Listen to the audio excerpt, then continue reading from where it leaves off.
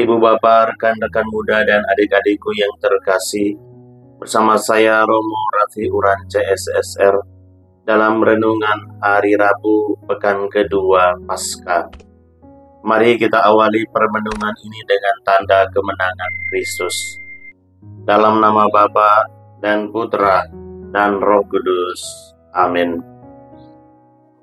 Tuhan bersamamu dan bersama rohmu.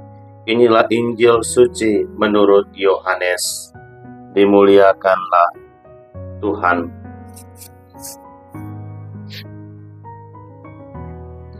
Dalam percakapannya dengan Nikodemus, Yesus berkata, "Begitu besar kasih Allah akan dunia ini, sehingga Ia telah mengaruniakan anaknya yang tunggal, supaya setiap orang yang percaya kepadanya tidak binasa, melainkan beroleh hidup yang kekal.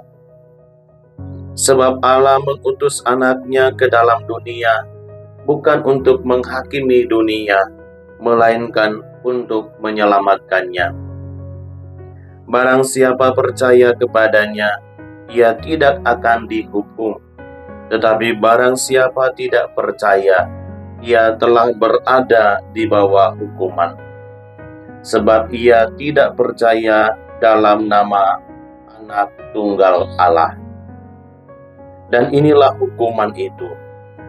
Terang telah datang ke dalam dunia, tetapi manusia lebih menyukai kegelapan daripada terang, sebab perbuatan-perbuatan mereka jahat. Sebab barang siapa berbuat jahat, membenci terang, dan tidak datang kepada terang itu, supaya perbuatan-perbuatannya yang jahat itu tidak tampak. Tetapi barang siapa melakukan yang benar, ia datang kepada terang, supaya menjadi nyata bahwa perbuatan-perbuatannya dilakukan dalam Allah." Demikianlah sabda Tuhan. Terpujilah Kristus. Ibu bapak, rekan-rekan muda dan adik-adikku yang terkasih dalam Kristus, kemarin dan hari ini kita bersama-sama mendengarkan kisah tentang percakapan Yesus dengan seorang Farisi yang juga adalah seorang pemimpin Yahudi, yaitu Nikodemus. Ia adalah seorang tokoh Yahudi yang secara diam-diam mengikuti Yesus untuk mendengarkan pengajaran Yesus. Selama mengikuti Yesus secara diam-diam, ia mendengarkan banyak penjelasan tentang rencana keselamatan Allah bagi manusia. Salah satu pengajaran Yesus itu adalah bahwa Allah akan menunjukkan kasih-Nya kepada manusia dengan mengorbankan anaknya sendiri untuk menderita dan mati dan tergantung di atas kayu salib. Namun kemudian, siapa saja yang memandang salib itu akan memperoleh keselamatan kekal, seperti kisah Musa dan ular tembaga bagi bangsa Israel. Sengsara dan kematian Yesus ini menuju kepada kita bahwa begitu besar kasih Allah akan dunia ini, sehingga Ia berani dan bersedia mengorbankan anaknya yang tunggal, supaya setiap orang yang percaya kepadanya tidak binasa, melainkan memperoleh hidup yang kekal. Ibu bapak, rekan-rekan muda dan adik-adikku yang terkasih dalam Kristus, perikop Injil hari ini mengajarkan kita soal universalitas keselamatan Allah. Universalitas keselamatan Allah itu adalah bahwa keselamatan yang direncanakan dan kemudian dilakukan oleh Allah adalah keselamatan yang ditujukan kepada semua orang tanpa kecuali, baik dia itu orang berdosa maupun orang baik, baik dia itu orang miskin maupun orang kaya.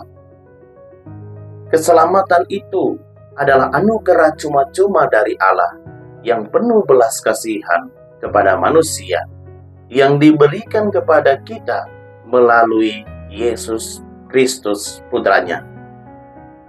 Hal ini menjelaskan bahwa Yesus, Anak Allah yang berinkarnasi menjadi agen keselamatan Allah, bukan hanya bagi satu bangsa atau bukan hanya bagi orang-orang tertentu saja, namun bagi seluruh dunia. Hal ini juga memberitahu kita bahwa inisiatif dalam semua karya keselamatan itu adalah semata-mata karena kasih Allah bagi manusia. Yang mendasari kasih Allah akan dunia ini adalah cintanya akan manusia sebagai ciptaannya, dan tujuannya adalah untuk keselamatan ciptaannya itu. Mereka yang akan benar-benar menerima kehidupan kekal adalah mereka yang harus percaya kepada Yesus dan mengungkapkan kasih-Nya dalam kata dan perbuatan sederhana setiap hari. Maka saudara-saudariku yang terkasih, marilah kita berjuang bersama-sama untuk mendapatkan keselamatan dari Allah itu dengan menebarkan kasih dan keselamatan dalam hidup kita setiap hari. Marilah kita berjuang untuk menciptakan kedamaian dan sukacita. Jangan menyerah dan putus asa. Apabila usaha kita itu seringkali harus diperhadapkan dengan berbagai tantangan. Terus berjuang, jangan menyerah, karena kalau kita menyerah berarti kita kalah. Tuhan memberkati kita semua. Amin. Ibu bapak, rekan-rekan muda dan adik-adik sekalian, segala usaha, niat baik dan pelayananmu pada hari ini diberkati dengan berkat Allah yang Maha Kuasa, Bapa dan Putra dan Roh Kudus. Amin.